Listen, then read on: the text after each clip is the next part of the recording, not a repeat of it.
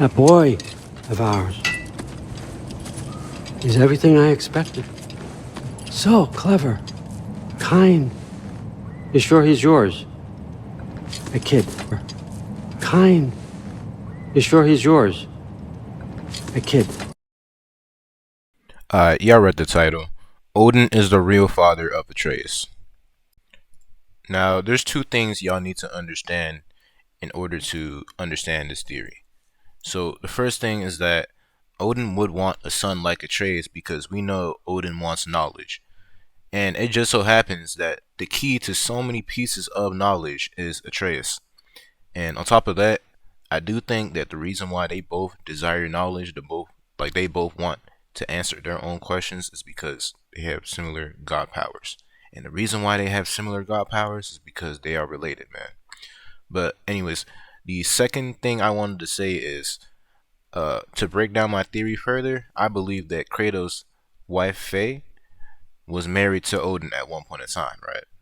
And after finding out that Atreus was the key to the rift in Asgard, Faye, she knew that Odin would obtain infinite knowledge from that rift. So she took Atreus away from Asgard. They ran away from Asgard, and in the process, she destroyed the mask. And the reason why I feel like she destroyed the mask is because when we look at that trailer as well with LaFay, a broken piece of the mask is inside her hand. So that's why I'm gonna go and think that, she broke the mask while she's running away from Asgard. Now, the first thing is that we know Faye knows of the mask because when she goes to the afterlife, she states that mask is dangerous and it could harm their path. So that is one reason why I believe that Faye knew Odin closely, because if she knows of that mask, then she must be close to Odin, because Odin wouldn't allow anyone in general to see that mask or even touch it. So the fact that she knows of the mask, that just tells me that she knew Odin personally. And bro, she knew Odin personally because they were married at one point. But look, I'm gonna get even further into that in a second. But watch this cutscene first, man. My own way from here.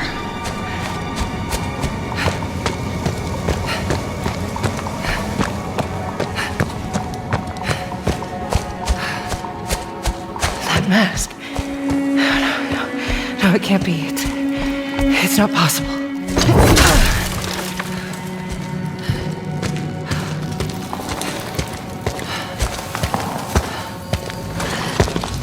If there's another mask, their path isn't safe. So now that y'all know that Odin and Faye are a little familiar with each other, one of the last things I need you to understand is that Odin has seen the 2018 game. Yes, Odin saw the ending of God of War 2018, which means he has basically seen the whole game. And he knows of that prophecy of Atreus and Kratos going to the mountain. This is like the last thing that I need y'all to understand and know in order to understand this theory, man. Now watch this. Mightiest lord. The surrounding giants snickered at the thought. Odin ignored them and continued, "What I seek in exchange carries no earthly cost. Indeed, it's free to give. I come to your land in search of knowledge itself. And at my side stands Tyr, Lord of Justice and Honor, as a trusted agent of my goodwill." Tyr stiffened, bracing himself at this unexpected assignment. He would no sooner vouch for Odin's honor as he would challenge his 8-legged horse to a foot race. Odin continued, "I seek not the knowledge held today or wisdom from our past. Instead, I desire foresight. I wish to know the winters to come, and perhaps a glimpse into our own future. In exchange, I vow before this council that I will deliver unto you Mjolnir, the very hammer of Thor himself. Only then will you realize peace in these lands." At this, the giants gasped and clamored among themselves. Odin, awaiting this very moment, used this distraction to steal a closer inspection of the tapestries and triptychs in the chamber, for this was the true purpose of his journey. The accord was but a ruse. Odin would never strip Thor of his prized Jotun-slaying hammer. He desperately desired the foresight to see and alter his own doom, and he only needed to get close enough to glimpse it. He was prepared to offer nothing in return. Odin effortlessly set the details of the tapestries and triptychs to memory, The final triptych was the most remarkable, as he had not yet heard this tale foretold. He glimpsed the visage of an untamed warrior, accompanied by his son, traveling towards a mountaintop. Odin was only able to spy this forbidden knowledge for a moment. He had been spotted by one of the council. His ruse had been discovered, and the alarm had already been sounded.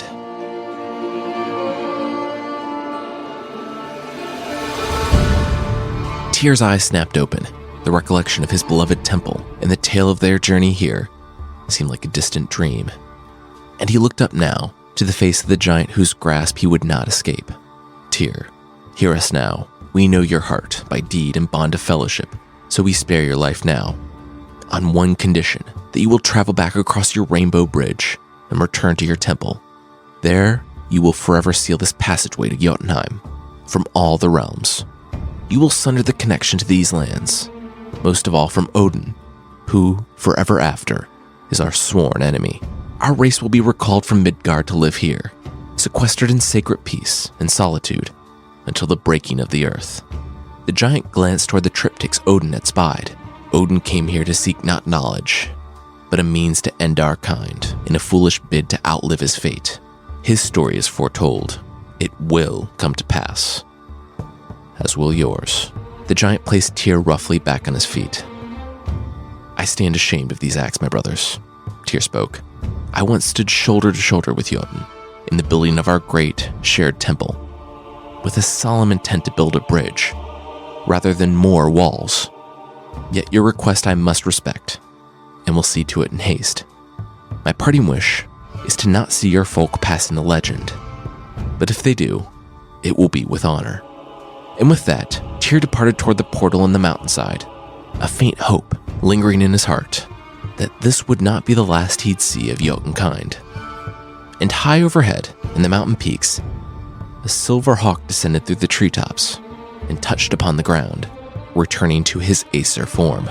Before stepping back through the safety of the portal, Odin glanced back over his shoulder, a wicked smile forming on his lips. So, the first piece of evidence that I have that Faye and Odin were married and had Atreus is that when you go to Asgard with Atreus, look, this is really easy to miss, but I picked up on this. When you go to Asgard with Atreus, you'll see this axe, this giant axe, and Atreus will ask, where is it from? And Thrud will say, it's a gift from the Jotun. But it doesn't make sense to Atreus because Atreus says that, yo, the Jotnar and Aesir, they fight. So why are they giving each other gifts? But that's the catch, right? Look, Faye, she married Odin because she wanted to maintain peace between the giants and the Aesir. But I believe she broke that marriage in order to protect all the realms by taking Atreus away from Odin so he wouldn't get the information from the mask. And on top of that, look, I'm going to get into this in a future video, but the Jotnar were actually fucking her, shit. They were actually messing her up too. Like her own people, the Jotnar, they were messing her up too. And that's why she betrayed them. And she betrayed them because they were doing bad things like the Aesir. But that would be like a different thing. But look here, right? Here's what I'm gonna like correlate this to. When Freya got married to Odin, she did it to maintain peace. And the Vanir and Aesir, they were fighting for ages. So I feel like the Jotnar and Aesir, look, they got Faye to marry Odin in order to maintain peace. That is why they have gifts here. Because the same thing with Freya happened. When Freya got married to Odin, they gave her gifts in Asgard. Now, when Faye is married to Odin, the giants are giving them gifts in order to maintain the marriage. And look, check this out too. I feel like they're celebrating 3 great marriages too. Because there's not just a giant axe here. There's also there's also some weird weapon at the top and a hammer. And look, we already know that Odin had Tyr and Thor. So I'm thinking, yo, what if this axe is for Faye, and then Thor has his hammer here, and then Tyr has whatever this thing up here is. And the reason why I'm going to say that is because, bro, They don't have a weapon for Atreus. Atreus doesn't have his own weapon there because he left at a young age, so he didn't have his own weapon. That's why they put his mom's weapon up there, the Leviathan axe. And then the hammer is for Thor, because you know Thor has already been around for a good amount of time. And then Tyr, he got this weapon up here because, look, he's already old, right? He already an old god. So he doesn't need to have his own weapon be represented by his mom. That's why there's an axe, a weird weapon, and a hammer. The axe is for Faye, the hammer for Thor, and bro, whatever this thing is for Tyr. But look, I think y'all can actually understand this reasoning. Now look, y'all, I already told y'all that Faye knows about the mask because she was in close proximity to the man.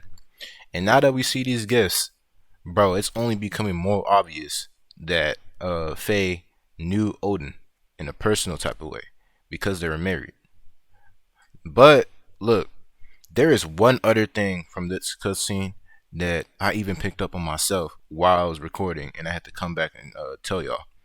Look, the reason why Thrud only knows that this is a gift from the Jotnar, like she doesn't specify who it comes from, is because, look, I just searched this up too.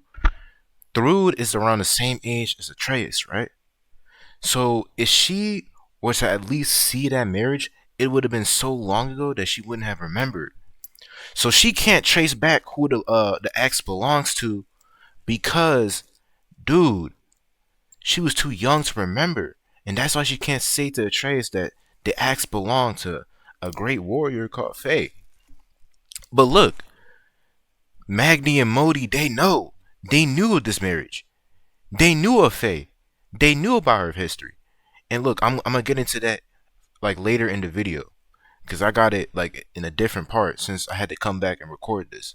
But man, just pay attention to that cutscene. You can look back on it one more time if you want. Listen to what Thrud says about the axe, and then when you get to the other part of the video, listen to what Magni and Modi say about Faye and about Atreus' mom, basically. Now, here's another piece of evidence that proves Faye knew Odin. So, in the God of War light novel, which yes is canon, when we break down the tree as Kratos in the book, and walk with Atreus, bro, check this out. Odin's ravens look over their woods because you already know that Kratos, he broke the protection stave when he chopped that tree down. And when Atreus sees these ravens, he says, "Hey, Mom told me to tell her immediately if I saw any of these ravens. Should we be concerned about them?" And Kratos just doesn't even answer that much. Now look, people who know of Odin's specific ravens, Hugin and Munin, have to be close to him. And I've already said that, the marriage, the gifts, and this now, like, it is becoming a lot more obvious. But if you still don't believe me, look at this, man. This is going to be like the big thing in my theory, man. Now look, y'all. In order to understand this big thing, we need to go all the way back to the beginning of 2018. Now, when Baldur pulls up to the house, he says that he is looking for information, right? And we know, but I don't even need to explain this. We know that Baldur has mistaken Kratos for Faye, and he's asking Faye for information, right? But the catch is that, check this out. When we go to the mountain, Baldur says that the boy is the brains. So he thought that he was possibly looking for something else that wasn't Atreus, but it turns out it was Atreus. So why is it that when Baldur goes to the house in the beginning of 2018, because he says that he needs information, and he already confirmed that the information was Atreus, bro, how does Odin know of Atreus? And before I break it down, y'all gonna have to see these cutscenes in order to understand my view. I thought you'd be bigger. But you're definitely the one. Long way from home, aren't you? What do you want? Oh, you already know the answer to that. Tell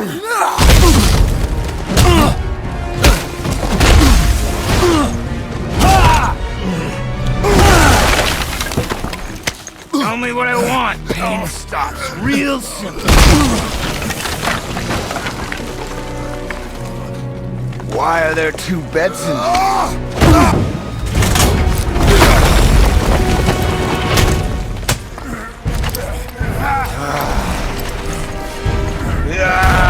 When Odin sent me here, I just needed answers, but you had to act all proud. Throw whatever you have at me. I'll keep coming. That old body will give out.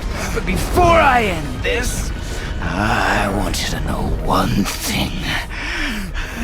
I can't feel any of this.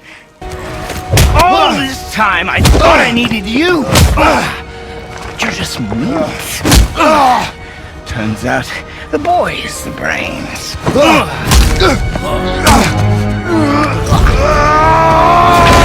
Now look, after y'all have watched those cutscenes, y'all need to understand this, right?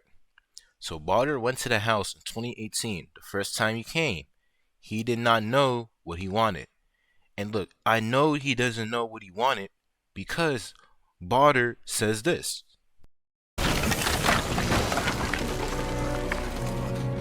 Why are there two beds in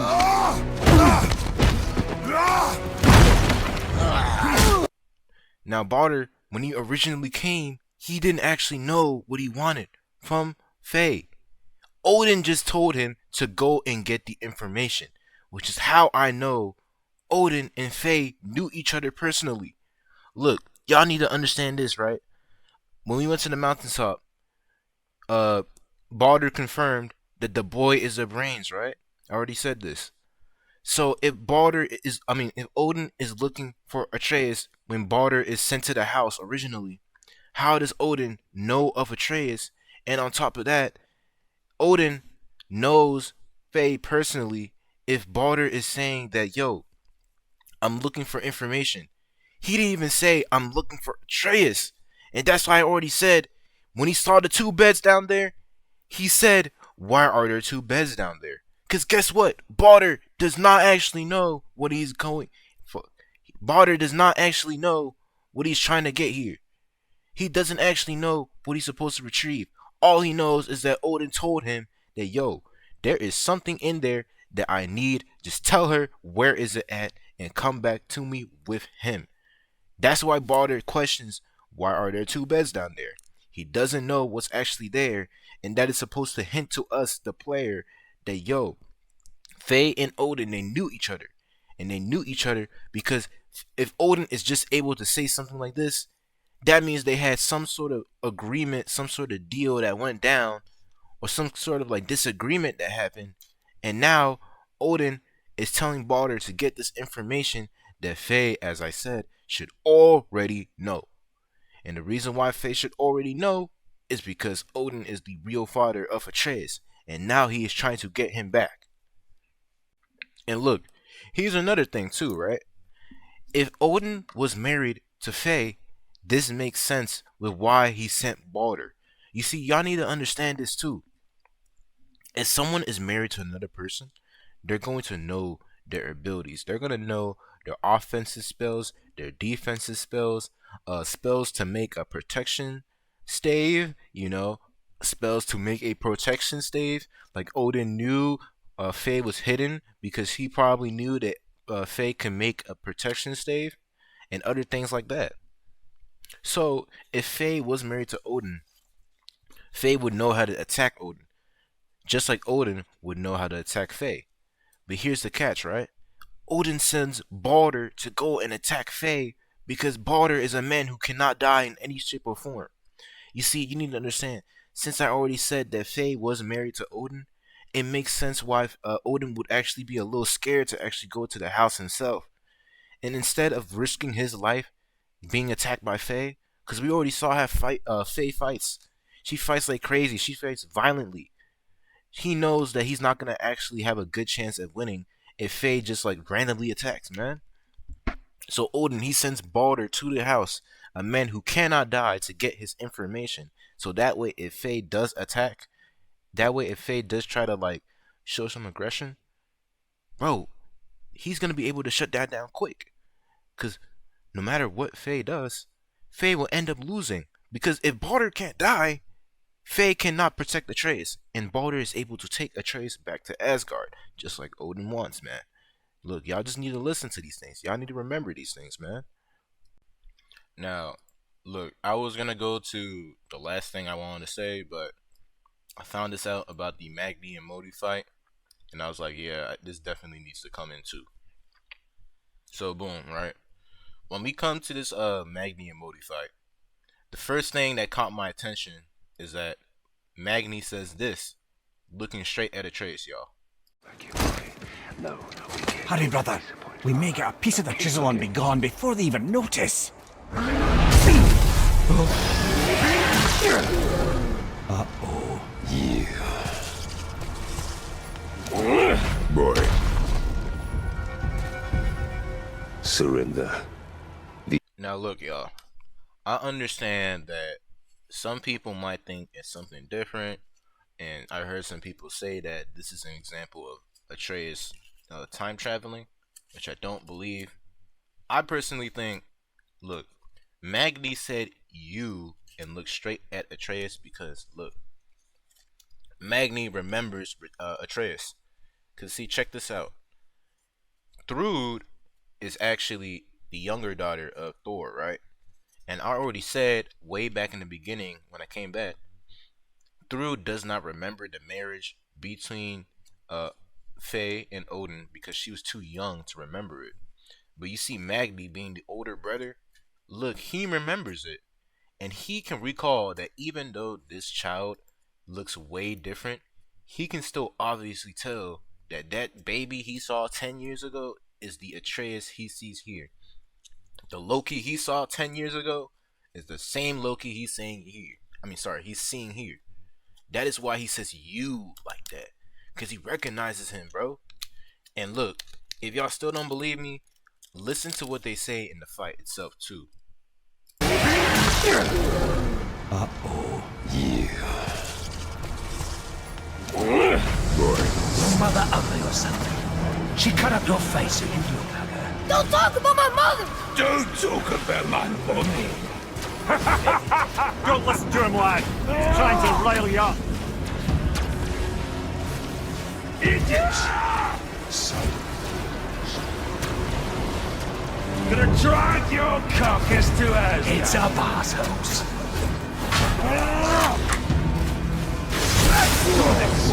There's a little run, boy. Stop it! Stay focused. Well, that must have been some war that played with the lives of him. I'll kill you! Atreus! Control yourself!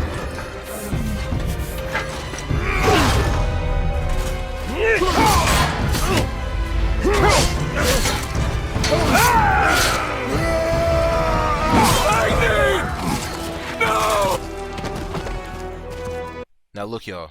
The reason why Magni and Modi said all these things, the reason why they said Faye is a war, is because they know she's had multiple husbands.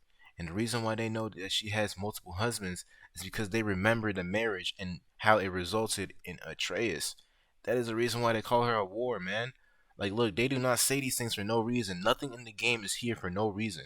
They say this because there's a reason behind it. They're not saying this because they are numbheaded. They're saying it because they know Faye has been around. Now, I'm not saying in that type of way, but it does imply that she has had multiple husbands. And I'm not saying that's a bad thing, but it does imply in this situation that Atreus could be the son of Odin, which is why I wanted to bring that up. Right? And then we see Magni also saying that they're going to drag Atreus to Asgard, bro. Look, the mission to get Atreus to Asgard was something that happened all the way in Ragnarok, but yet the plan is already in effect.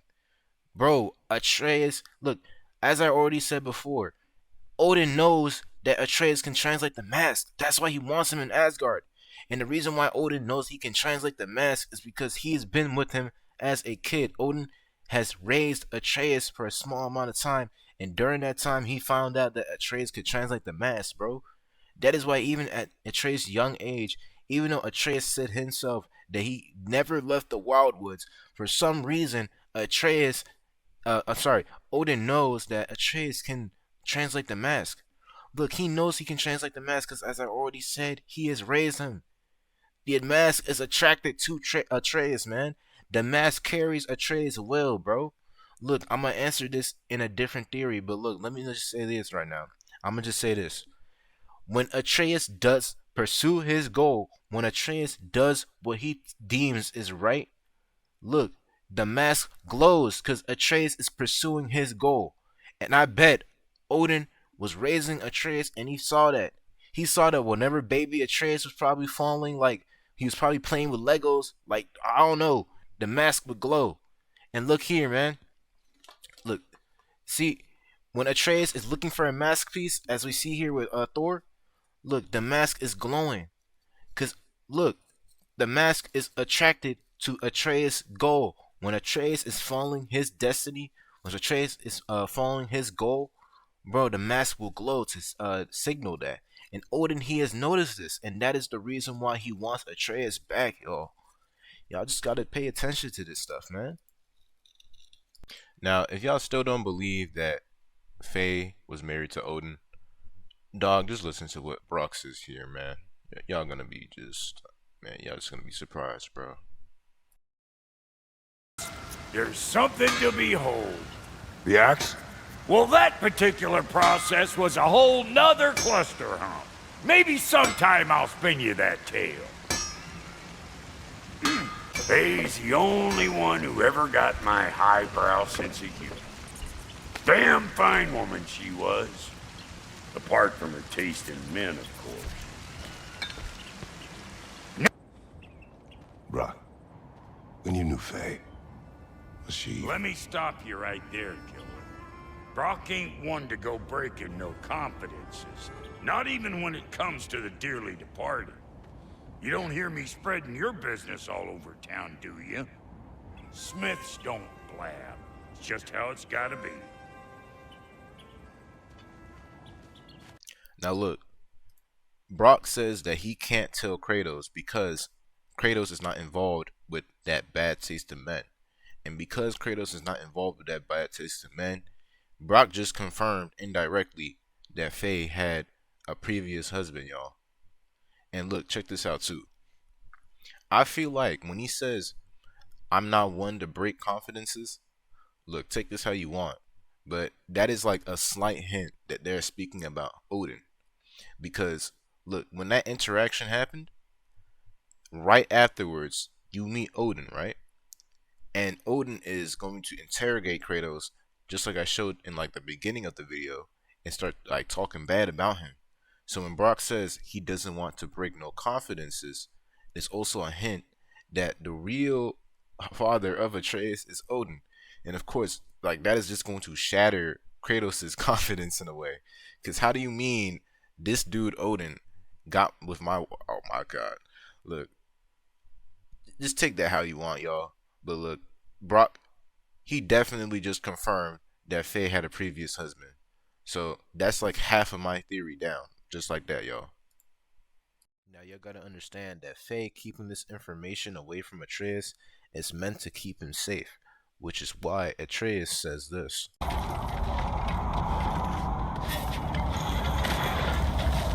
Everyone keeps secrets. Sometimes it's the only way to protect the ones we love. And don't worry about Odin. I'm not going back there. That is good to hear. And that is also the reason why Kratos says this. Was it Odin? What? Is that what you think? Do you deny it? Answer me! Did you go to Asgard? No! Of course not! But so what if I did? It's my future, it's my life. You are my son! Then why don't you trust me? If you want me to trust you, then tell me the truth. The truth is you're being a complete asshole! Laddie, you know that's no way to change a man's mind. He doesn't have any faith in me. It's fine if he keeps secrets. It's fine if Mom did. It is not fine! Her secrets haunt every step of this path. Oh, okay. So you don't believe in her anymore either? This is not about your mother. Now, here's the last thing I wanted to speak about. So, look, in this first cutscene, right, we're walking with Faye, and we go down here, and we see this sick wolf, right? Okay, little one. We want to help. Don't we? No, don't! Come on. The sick wolf we found beyond our stave. He found his way inside. As I said he would. We should have acted. It was not our concern. Now it is. The problem doesn't have to reach our doorstep for it to be our responsibility. If we have the power to limit the harm it could cause, we should act. Who are we to hide and do nothing? We are not hiding. She says that the sick wolf found its way beyond our stave, right? But come look at this cutscene too.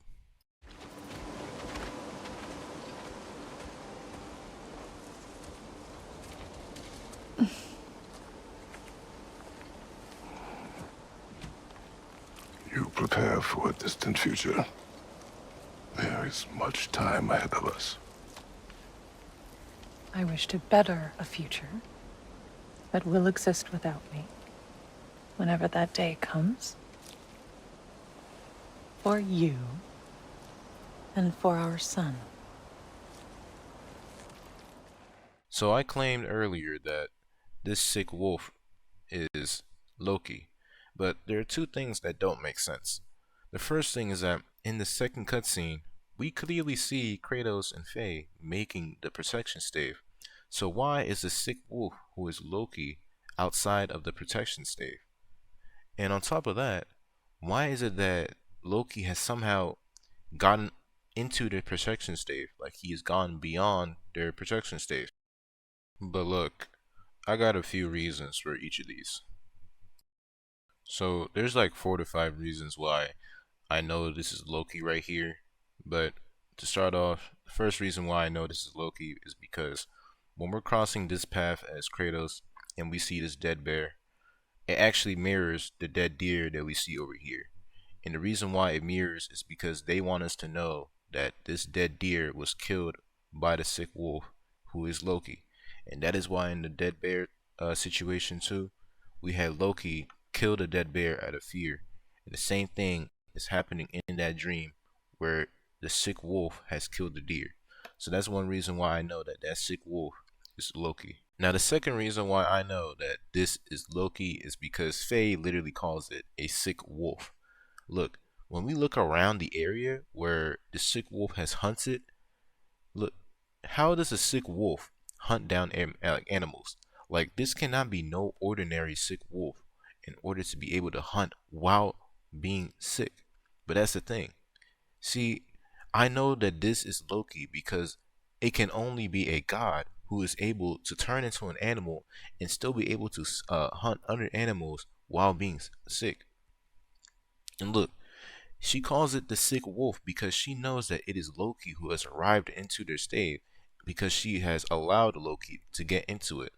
You see, I believe that Faye, when she ran away from Asgard, she allowed Loki to have a path into the wildwoods with the protection stave, right? That's why she said he found his way into our stave as he said he would. Because in all reality, she allowed that sick wolf to get inside, right? But then she calls it the sick wolf because she knows that the true nature of that sick wolf belongs to Odin. But because Loki is using his powers without knowing what he truly is, he has now become sick. And on top of that, because she used to live with Odin and she saw how Loki would sometimes turn into an animal whenever he got scared or angry, look, she knows that that wolf is Loki. So that is why she calls it the sick wolf. A wolf who is sick because he doesn't know of his true nature. Look, just those 2 words alone, I knew it. Now, the third reason why I know that this is Loki is because he knows that this is him. Like, Loki already knows that this is him, right? Remember back in God of War 2018 when Kratos told low-key he was a god? Let me play the clip.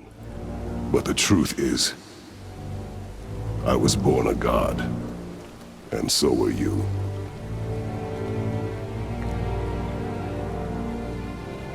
Boy, have you nothing to say?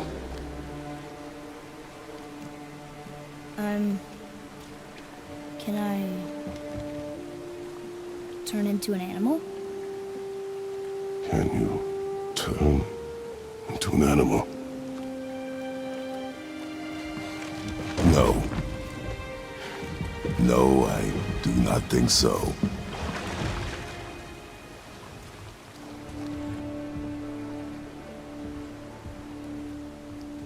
You sure I can't turn into a wolf? You are welcome to surprise me. Is this why I hear voices sometimes? You sure? Now look, y'all. The writers of this game do not make the characters say things for no necessary meaning. Loki says this not only as a foreshadow for him turning into a wolf in Ragnarok, but I also believe that things can have multiple meanings, which means that if things have multiple meanings, I also believe that this cutscene with Loki saying that he thinks he can turn into a wolf is actually a direct callback to the cutscene I showed with the sick wolf. You see, I'm going to get some information and put it up on the screen, but Loki, he has had the illness before, as I said. But in order to get that illness, what had to happen? He had to fall sick, right? And the reason why he falls sick is because he actually uses his god powers. So when Loki says that he thinks he can turn into a wolf and even asks Kratos again, that is like Loki saying or feeling like, you know, he wants to interrogate Kratos a little bit. Like he feels like Kratos isn't really telling the truth to him, because now that his godhood has been confirmed, that time from his childhood where he turned into a wolf actually feels way more real, which is why he says, "Can I turn into a wolf? Are you sure I cannot turn into a wolf?" Because he feels as if he has turned into a wolf. And the reason why he feels as if he has turned into a wolf is because he actually has turned into a wolf. Now, the fourth and fifth reason why I feel like this is low-key is because if you really look at the cutscene itself, it is actually, well, it feels as if it is a parallel to some of the other events that we've seen in the series. What are we hunting? You are hunting deer. Tell me your thoughts. We hunt the predator. A wolf. Yes. Predators kill. It is the natural order of things. Your word. There it is! Hold! What are you doing? Now its guard is up. Only fire. Only fire. When I tell you to fire. I'm sorry. Do not be sorry. Be better. Things. Your words are misguided. Shh. Approach slowly. It's okay, little one. We want to help. Don't we? No, don't! Come on. What? We should have acted. It was not our concern. Now it is. The problem doesn't have to reach our doorstep for it to be our responsibility. If we have the power to limit the harm it could cause, we should act. Who are we to hide and do nothing? We are not hiding. Faye! Faye! Time is running out, my love, and there is much to do. We do not hide. We prepare for a fight for which we are not ready. We'll go. Time is running out. The prophecies say Fimbulwinter leads to Ragnarok. War is coming. So ultimately, I wanted to show y'all that parallel as a small piece of evidence to prove Loki is the sick wolf. But to conclude what I'm saying here, as we saw before in this cutscene, Kratos and Faye are making the stave, but if the sick wolf is Loki, and we just saw Loki make his way into the stave, that means he was outside of the state for a certain period of time. I feel like my theory of Faye and Loki running away from Asgard, and they're doing it to prevent knowledge from going to Odin, is slowly becoming true because of that. And it would also explain why in that second cutscene I showed y'all, Kratos and Faye don't call Loki by either of his names. They just call him son. Whenever that day comes, for you and for our son. Now, the reason why they just call him son is because, well, I mean, I believe it is because they haven't met, well, Kratos hasn't met Loki yet. And that will explain why in the first cutscene, he can't actually understand why the sick wolf is sick. He doesn't actually know about the internal conflict of a god not knowing it is a god yet, because he isn't the real father of Loki. And that is the reason why Faye knows, though. She is the real mother of Loki. So she is aware of that conflict. And because she is aware of that conflict, that is why she can identify that this Loki is struggling, because he does not know that his real nature belongs to his real father, Odin, who is causing that god to god internal conflict. Now, I'm sorry for delaying this answer, but the reason why they call him son instead of just his real name or Loki is because Loki hasn't arrived yet. You see, if the sick wolf is outside of the stave, of course, when they call him son, because Loki hasn't arrived yet, they just call him Atreus. They just call him son. That is the reason why the name Atreus hasn't actually clicked to Kratos yet, and the reason why I've been calling Atreus Loki for this part of the video. His name is still Loki if he's the sick wolf and he's still finding his way inside their protection state. That is the reason why Kratos doesn't call him Atreus or Loki at all during this scene. He just calls him son because, Kratos doesn't actually know who Atreus is yet. He doesn't actually know of a name for Atreus yet. So of course the name Atreus wouldn't actually click to him yet. So there's two things I wanted to clarify before I finish this video. And the first thing is this. Now it is. The problem doesn't have to reach our doorstep for it to be our responsibility. If we have the power to limit the harm it could cause, we should act. Who are we to hide and do nothing? We are not hiding. Now, the reason why I showed y'all that clip is because that is the reasoning behind why Kratos raises Atreus. Faye told him that even though he's not the real father, because he can prevent the things that Atreus could cause, that he has the ability to prevent, he should still step in and, be the father of Atreus in order to prevent that. And while I'm saying that, it feels really familiar with something else that I know of.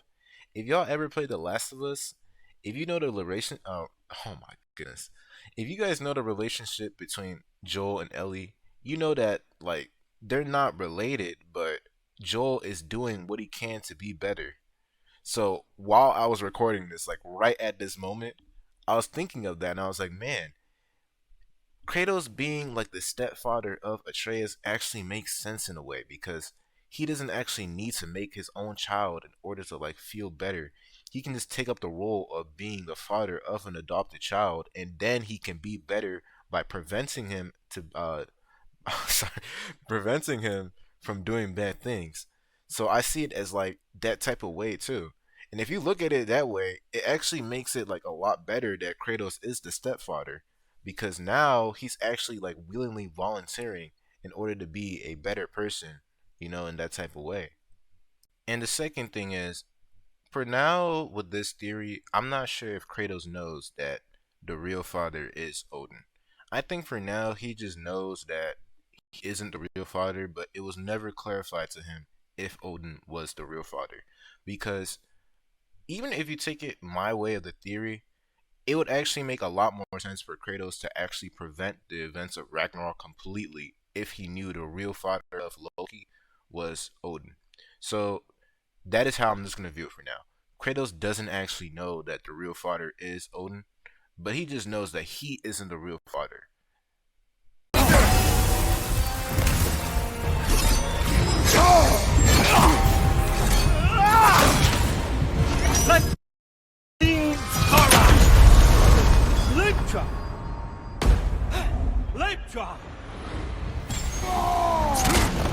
make you do this to me, Loki? I'm trying to fix it! You can still help us! Wake up, son! There is no fixing this!